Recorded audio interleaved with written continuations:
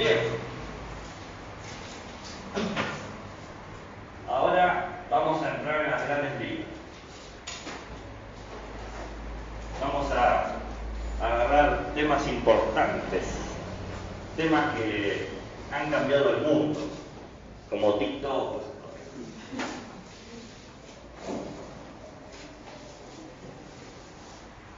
Lo que vamos a hablar hoy y mañana, porque mañana también tenemos, ¿no?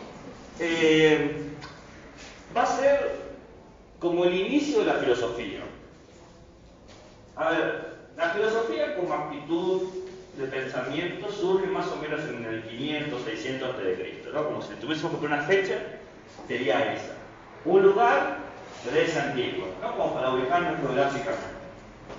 Ustedes me dirán, ¿pero qué pasa? ¿En Oriente no se hacía filosofía? Sí, sí. ¿Saben cómo se llama la filosofía en Oriente? Es decir, donde, yo qué sé, Medio Oriente, más allá también en China. ¿Saben cómo se llama la filosofía? Falsafá.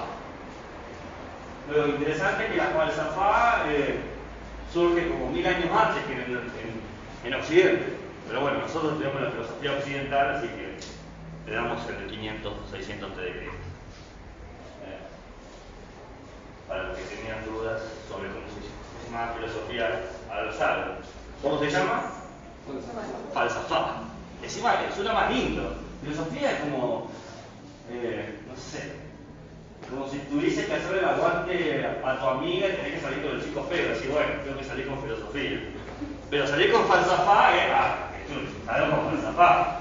Falsafá y filosofía son dos primos, uno lindo y otro feo. No sé, ¿se sigue haciendo esas cosas?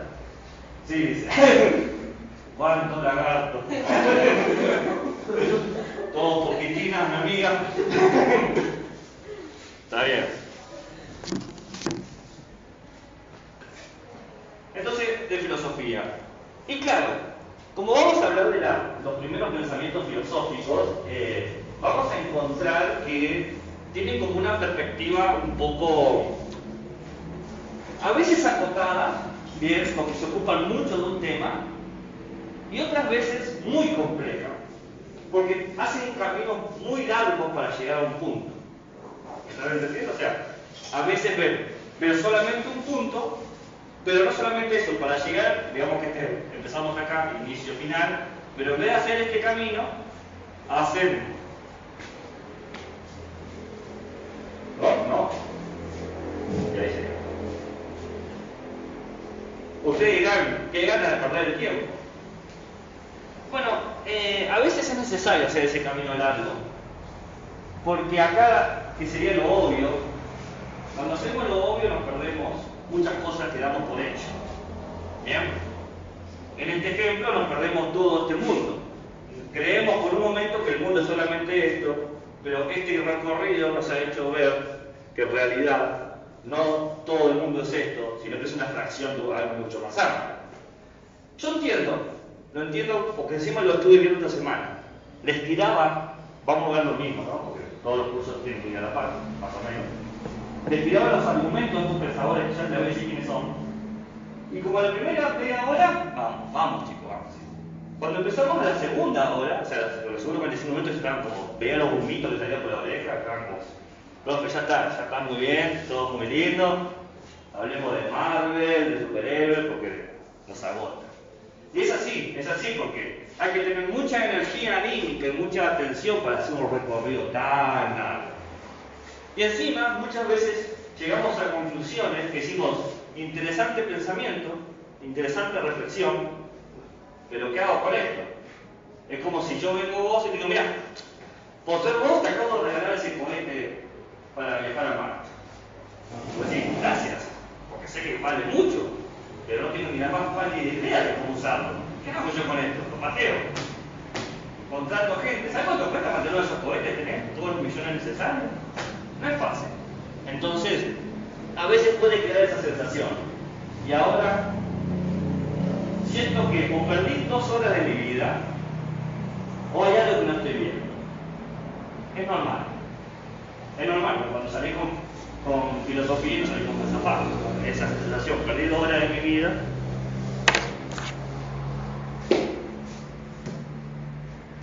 tanto, voy a tratar de, entre las cosas que voy a hacer, demostrarles dos cosas.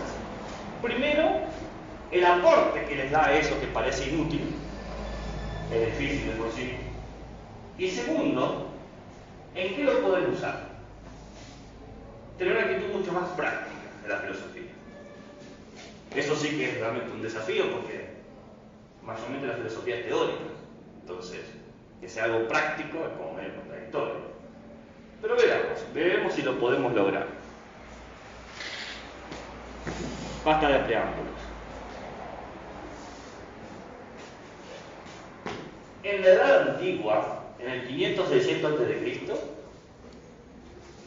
la gente pensaba que los dioses caminaban entre ellos. No es una metáfora lo que estoy diciendo. Literalmente lo pensaban. Es más, una forma común de confeccionar las ciudades era que vos tenés la ciudad y en el centro estaba el templo. ¿Por qué? Porque en el templo habitaban los dioses. Zeus, Hades, ¿no? Afrodita, cualquier dios griego. Claro, no todos podían entrar al templo, solamente los sacerdotes, ¿no? Entonces no todos los podían ver directamente. Pero los dioses estaban ahí, custodiando, protegiendo a la ciudad. ¿Bien? ¿Me entienden esa idea? ¿La entienden? ¿O es la una de las habéis escuchado? Es una idea bastante común. ¿Y qué pasaba con esta gente? Esta gente agarraba lo que nosotros hoy llamamos mitos, ¿no? Para nosotros hoy, todo esto son mitos, ¿no? O alguien cree en Zeus, o en Thor. ¿Alguien cree en Thor acá? Yo creo en un Thor, pero no sé si el Thor que están pensando ustedes, no sé.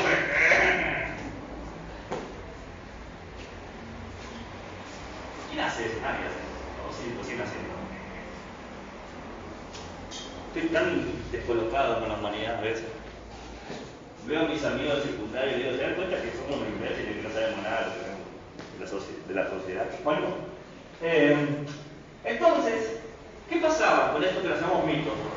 Tomaban estos dioses que eran una representación humana poderosa, ¿no? Los dioses toman rasgos del humano y les da poder, ¿no? Zeus siempre fue representado como un hombre, por ejemplo, ¿no? Un hombre musculoso, sabio, con rulos y melena y con unos rayos, ¿no? Fuerte, lívido, ¿no? No sé si conocen toda la historia de las aventuras de Zeus.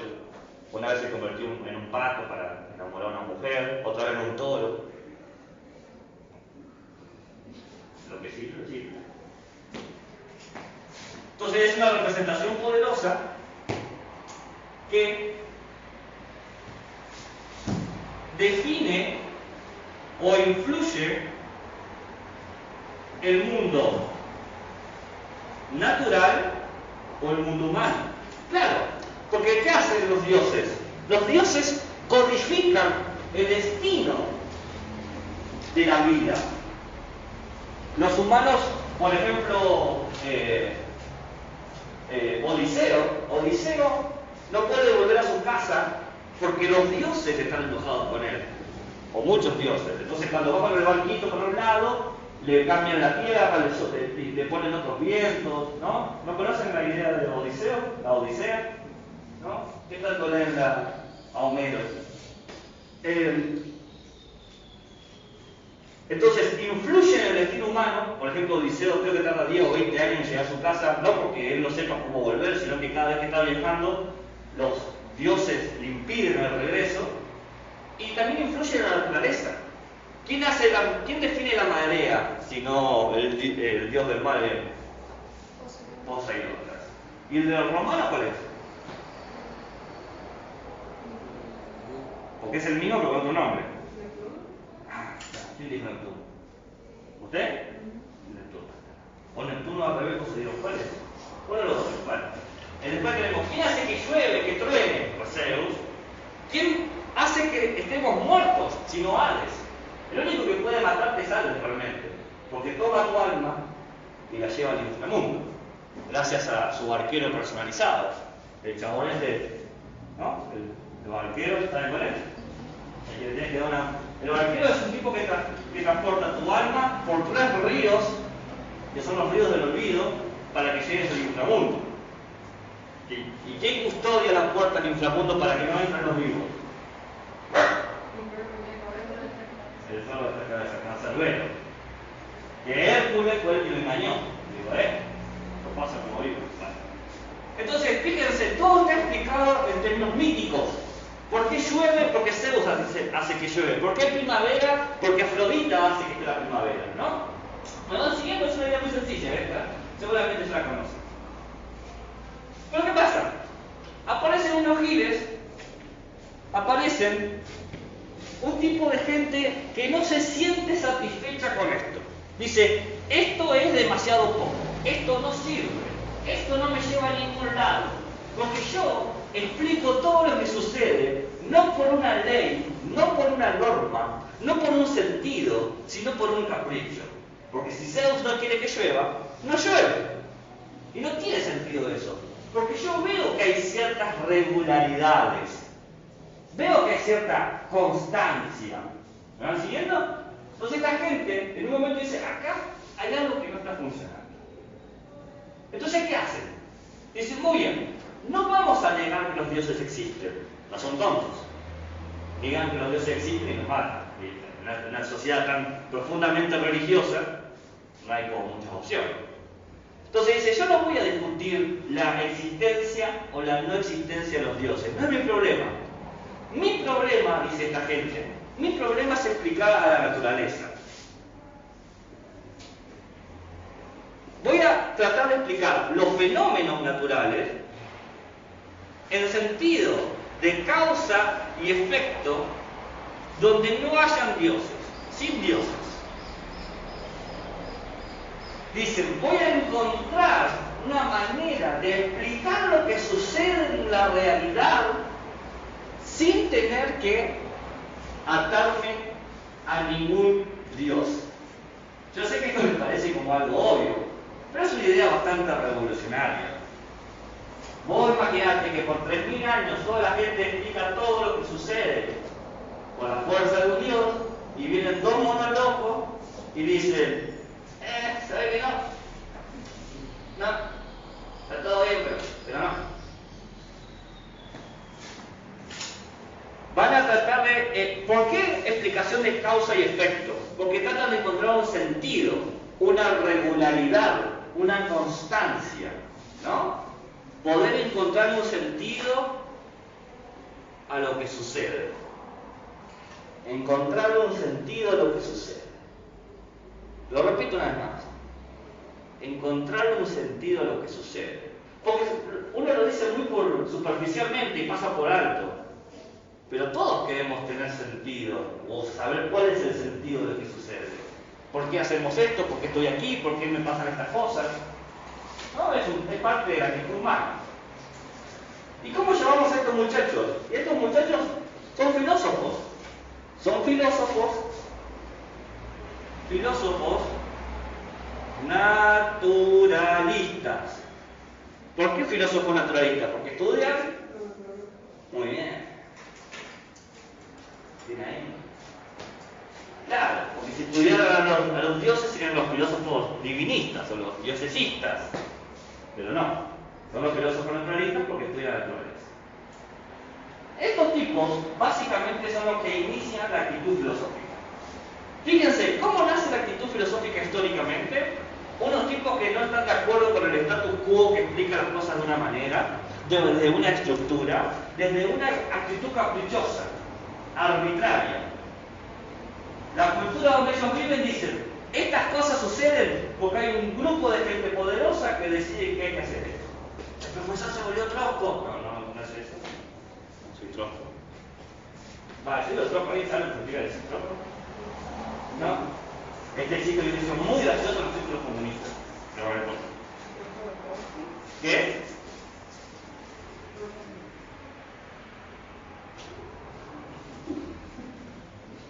Trotsky dijiste. ¿Y por qué decís que no? ¿Y sabés que yo te escuché? Es que yo no sé. O sea, yo escucho lo que dicen, lo escucho claramente, no sé quién lo dice. existir. Trotsky, sí, justamente, Trotsky. Muy bien.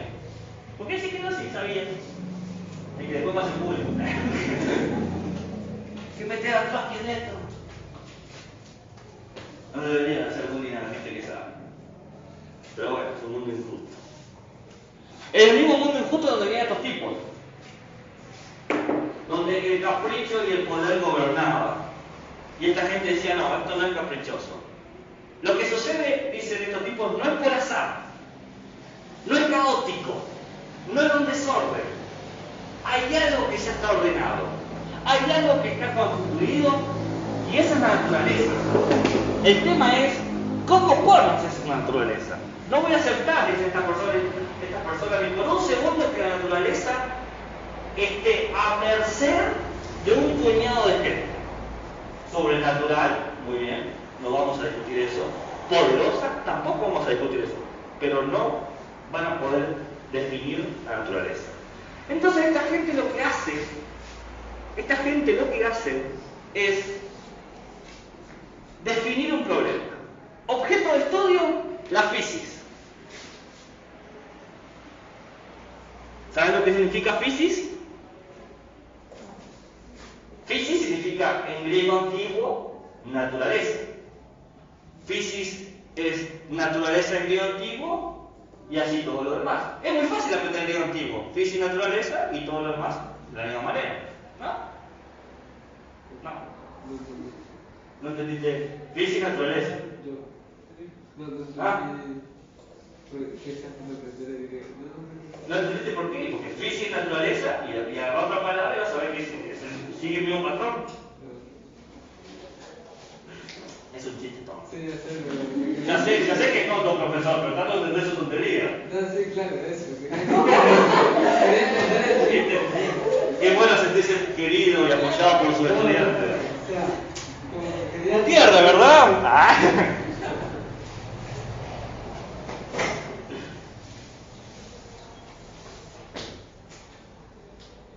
Física, naturaleza.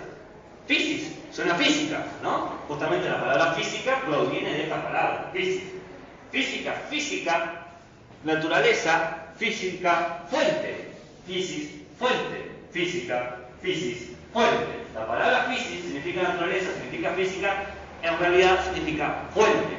Porque se entiende que la naturaleza, y cuando digo fuente, literalmente una fuente, como la fuente de una plaza, de agua, porque literalmente pensaban que la naturaleza brotaba, como el agua de una fuente, la naturaleza se mueve, surge, produce, brota como los árboles, brota como el agua de un río, ¿no? Por eso la naturaleza es como fuente, que está surgiendo, que se está moviendo. ¿Se entiende esa idea? ¿Sí? Bueno, brota como brota la cerveza en la botella. A ver, quizás esa idea, ¿no? Tampoco, perfecto.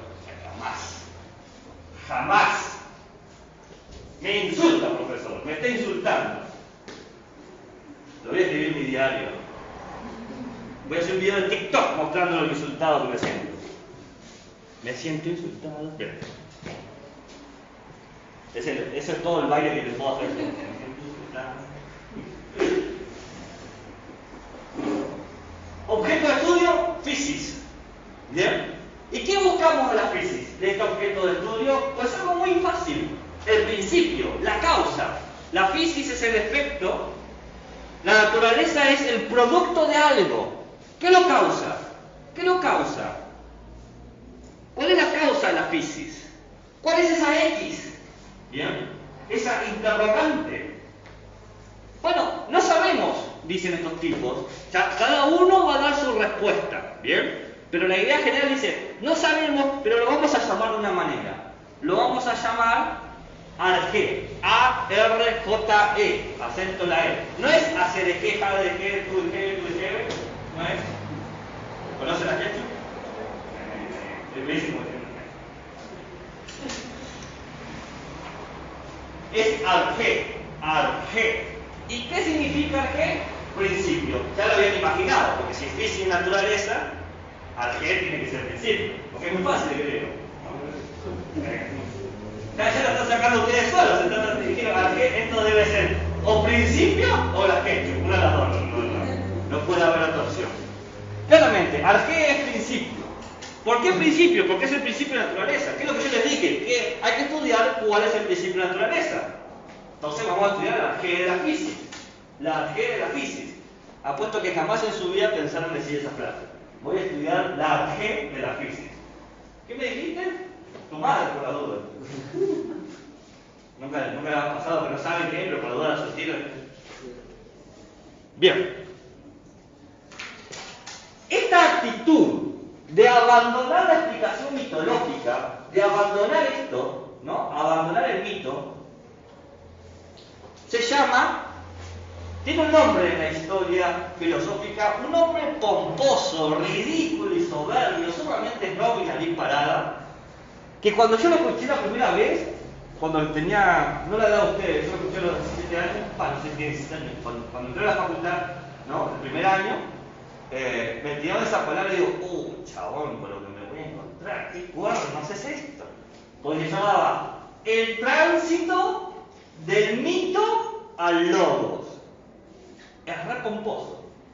El tránsito del mito al logos. Es como decir, ¿cuál es tu puesto de trabajo? Bueno, mi puesto de trabajo es vicepresidente junior del manager de la compañía Red. Ese es mi nombre. A eso me dedico. Vicepresidente junior, un gusto. Es un nombre muy pomposo. Pero significa algo muy sencillo. Vamos a decir, tránsito del mito al logos. Mito, ya sabemos lo que es. Es esto de acá, ¿no? La explicación de los dioses. La explicación por el capricho de los dioses de lo que sucede en el destino humano y en el destino de la naturaleza. ¿Bien? Eso es el mito. Tu destino atado al capricho divino. ¿Bien? ¿Qué es el Logos? Bueno, el Logos en realidad es una banda de heavy metal, pero también, ¿hay alguien que escuche heavy metal acá? Bien ahí. ¿Conocés el Logos? ¿La banda Logos la conocés? ¿Y qué banda de heavy metal escuchan? No sé. No lo voy a decir por la duda de que escuche mi padre la grabación. ¡Escucho rock cristiano! Yo cuando tenía la edad de ustedes, era. Imagínense, si soy imbécil ahora, es porque soy un imbécil depurado. Porque cuando era joven escuchaba heavy metal y era. Pero no solamente escuchaba heavy metal, sino que tenía la estética del heavy metal. ¿Cuál es la estética del heavy metal? El largo.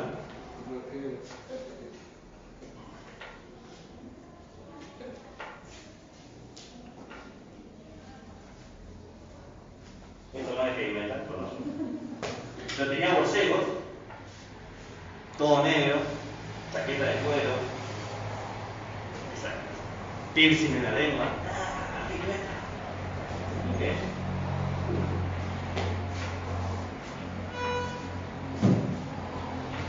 Logos no es una banda heavy metal. Logos significa razón. El tránsito del mito al logos es, vamos a dejar de explicar las cosas con mitos, con ideas fantasiosas, con la imaginación, y vamos a explicar lo que sucede con la razón. Es solamente eso. 4 meses me hicieron estudiar eso en la facultad para llegar a esta conclusión maldita. Pero es explicado al principio y listo. Pero no, andale al griego antiguo y date cuenta solo. Maldita sea. Bien. Logos significa razón, significa ley también. ¿Por qué es importante esta aclaración? Porque ellos, mediante la razón, tratan de descubrir las leyes de la naturaleza. Oh, bien. Muy bien. Y acá nos da la pista de algo, del tránsito del mito al logos. Nos da una pista muy importante, muy importante. ¿Cuáles son las herramientas que tenían estos investigadores que se llamaban filósofos por naturaleza? ¿Qué herramientas tenían? Y pues tenían 2 herramientas. La herramienta 1 y la herramienta 2. La 1 es la razón, la 2 son los sentidos. El gusto, el tacto, el oído. Estos tipos no tienen laboratorios, Estos tipos no tienen reglas, no tienen hojas, no tienen papel, no tienen lapicera para hacer garabatos. Tienen la razón y su capacidad de ver al mundo y relacionar ideas. Esto solo es suficiente para que nosotros nos sintamos asombrados por estos tipos, por las ideas a las que van a llegar. Porque yo se las voy a explicar, ¿no? Pero después los quiero invitar a que traten de llegar a las mismas conclusiones solamente con las mismas herramientas. ¿Bien? Porque es fácil llegar a las conclusiones hoy con toda una historia y una cultura detrás. Traten de inventarlo ustedes. Bien. ¿Alguna pregunta? Es fácil de entender, ¿no? Una tontería. ¿Puedo borrar? Sí. ¿Qué es el tercer gozo de naturaleza? ¿Acá? Sin Dios. O sin dioses. Vamos a hablar de dos tipos. Vamos a hablar de Parménides de Berea y de Heráclito de Éfeso. Parménides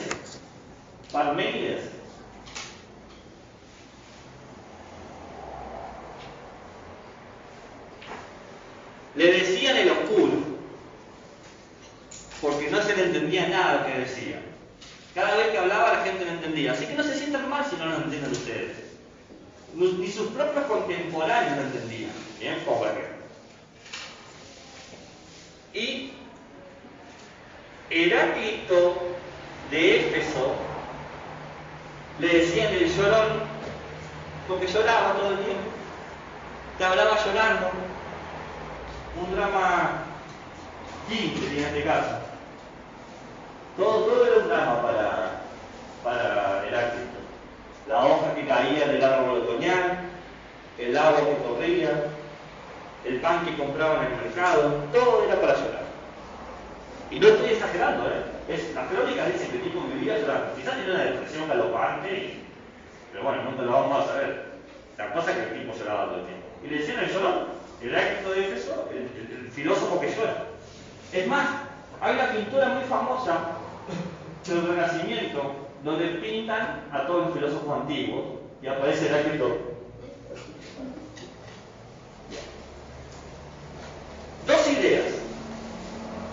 Dos simples ideas.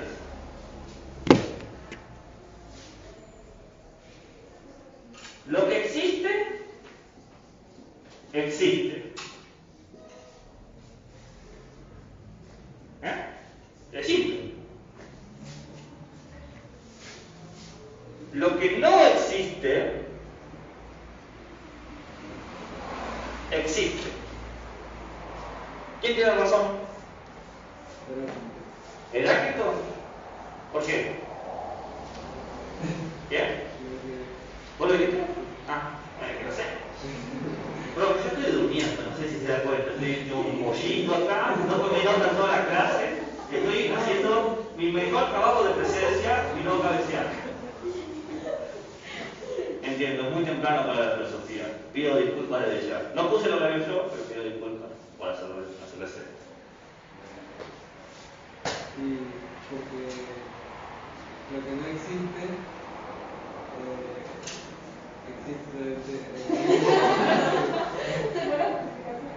Estoy sorprendido con tu capacidad de impactar. He visto discursos, pero este me llevó al corazón. Porque lo que no existe lo podemos imaginar lo que existe. Esa es una razón. Pero ¿cómo vas a hacer? Así te acercás a las personas que te gustan y decís, ¿cuál es la razón? Mírame. No, la filosofía para las personas que me gustan. A mí va a servir, ¿no?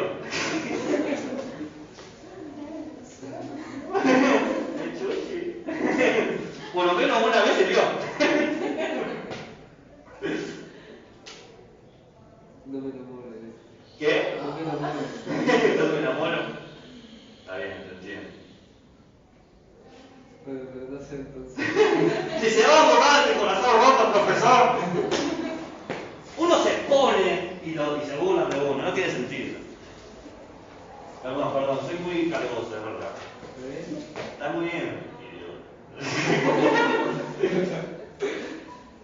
importante es que yo reconocí que era idiota del principio, ¿no? Eso ya me da un punto a favor. Bien. No, pero fuera de chiste. Pongámonos serios por un momento. ¿Por qué? O sea, si tuviesen que votar por uno, ¿cuál les parece que es más lógico? Parmenides. ¿Por qué? Lo que existe, existe. ¿Te parece obvio? Sí, por supuesto. Porque si en esa época no tenían con qué mirar, digamos, no tenían herramientas científicas, lo único que podían decir es que esto es una cartuchera, existe. No, tampoco son idiotas. No tienen herramientas, no tener herramientas científicas no te hace tonto. No es común. Porque, ¿cuál es el problema? Vos podés decir que esto existe muy bien, pero, ¿y? ¿Usted le parece eso una afirmación filosófica? No. Quizás ese es el problema. Le voy a agregar lo que sigue de la afirmación. Estaba haciendo trampa. Lo que existe, existe. Lo que no existe, no existe. Lo que no existe, existe. Lo que existe, existe. A ver ahí. Quizás como tiene más palabras puede parecer una afirmación filosófica. Yo creo que es depende, porque La metadera, ¿verdad? no sé, es depende de a qué quiere decir, porque si quiere decir lo que no existe, hace como un punto de vista,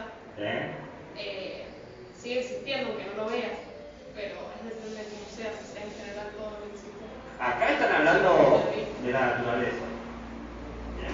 Quizás se refiere a que no existe físicamente, pero está la idea de que ¿Pero quién? Heráclito. Ah, Heráclito, el Solón. Sí,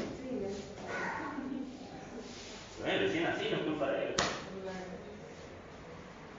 Lo que existe, existe, lo que no existe, no existe. Lo que no existe, existe, lo que existe, existe. Lo que es, y lo que no es, no es. Lo que no es, y lo que es, es. Pantatragón. El griego antiguo es muy fácil. Pantatragón significa lo que es, y así todo puede ser. Como para que vayan. Estas clases no solamente son de filosofía, sino de griego antiguo. Déjenme desandar todo este camino. Veamos si podemos verlos desde otra perspectiva. Empecemos por Heráclito.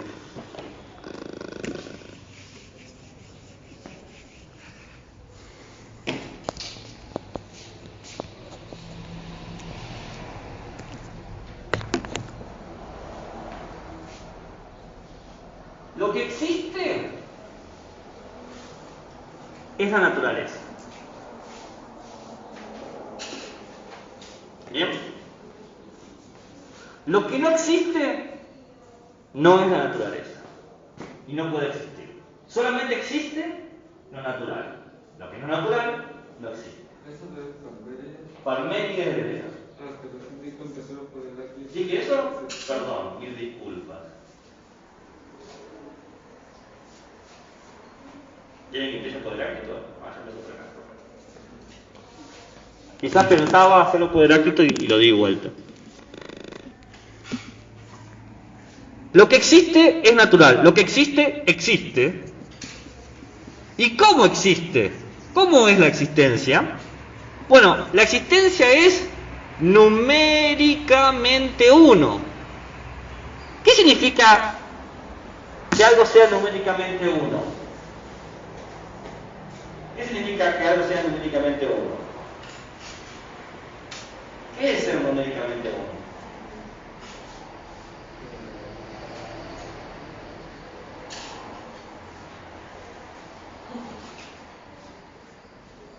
Ah, no, estoy en quinto natural, bien. Por un momento dije temas sociales y me van a decir, profe, nosotros. A mí háblenme sobre historia, pero no me traigan matemáticas a esta aula. La otra vez me dijeron eso. Eso fue de social, pero mentira. ¿Qué es lo uno?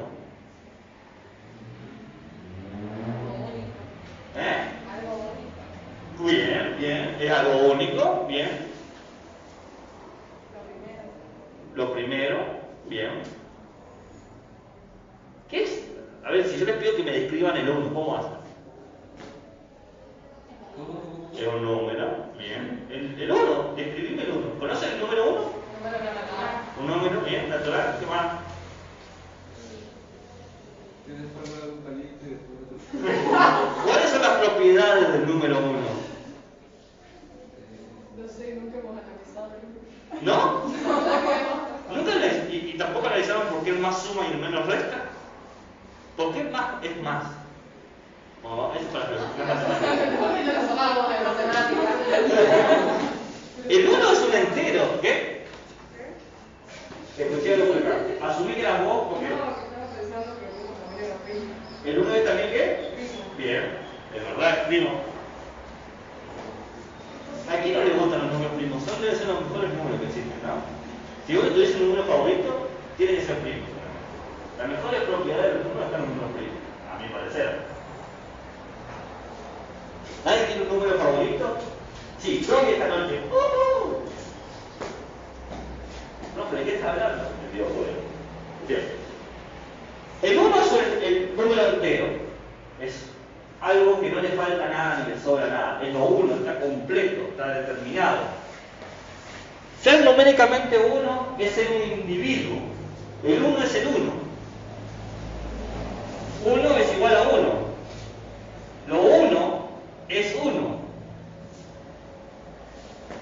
¿Están de acuerdo con eso? ¿Que el 1 es 1? ¿1 es igual a 1? ¿Usted está en desacuerdo? ¿Y usted? Digo que repita muchas palabras que podrían. ¿Vos decís que podía economizar en el discurso? No sé, pero podrían cambiar palabras, poner sinónimos. ¿Y cuál es el sinónimo de 1? No, de uno no, pero Me no. estoy agachando. ¿Cuál es el sinónimo de igual? ¿Eh? El mismo. 1, mismo 1. uno es similar a Si 1, entonces 1. 1, sí, solo sí 1. 1 causa 1. 1, por lo tanto 1. 1 de 1. ¿Eh? ¿No? ¿Tampoco? El problema es el de lo 1. Sí, es verdad, repito mucho. Puedo no repetir e ir más rápido. Pero tengo miedo. Voy a ir más rápido y usted me para si voy muy rápido entonces. Hay dos caminos. El camino de la opinión y el camino de la verdad. En el camino de la opinión, la gente cree que 1 es igual a 2, que las cosas cambian, que las cosas son distintas. Distintas son las cosas. En el camino de la opinión se piensa que todo se mueve, todo se modifica, todo se transforma. Que vos podés tener dos cualidades. Por ejemplo, la cualidad de vivo y de muerto. En el camino de la verdad se entiende que si algo es una cosa, no va a dejar de ser esa cosa.